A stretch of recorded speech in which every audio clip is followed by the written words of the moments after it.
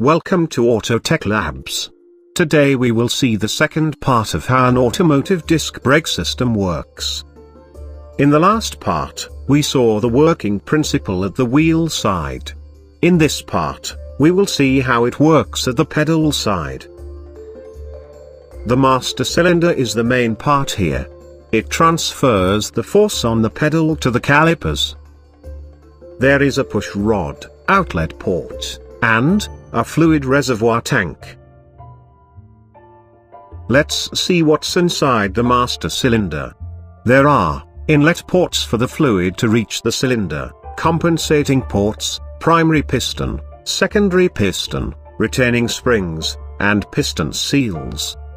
Now, let's see how the master cylinder works.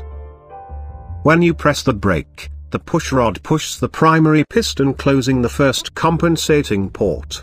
This creates pressure in the cylinder, which pushes the secondary piston, and furtherly closing the second compensating port. Hence both pistons will push the fluid to their corresponding calipers. In case if the secondary piston fails to build up pressure, the primary piston can still develop pressure, with increased travel. And if the primary piston fails, the secondary piston will not receive any pressure to move. So the push rod at the end of the first piston can push secondary piston, which requires much force to be applied on the brake pedal.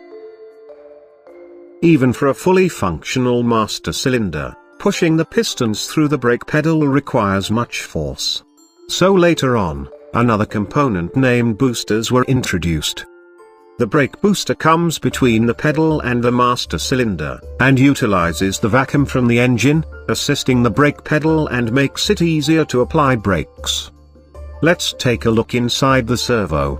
It consists of a valve rod, dust boot, air filter, valve spring, diaphragm spring, vacuum check valve, hydraulic push rod. When you push the pedal, the valve rod opens the inlet valve, allowing air into the diaphragm front chamber through the filter. This air, along with the vacuum created by the engine in the diaphragm rear chamber, pulls the diaphragm, and furtherly pushing the push rod towards the master cylinder. Thus provides assistance, and reduce the effort in braking. And that's how an automotive braking system works. Thanks for watching, and stay tuned for more presentations from Autotech Labs.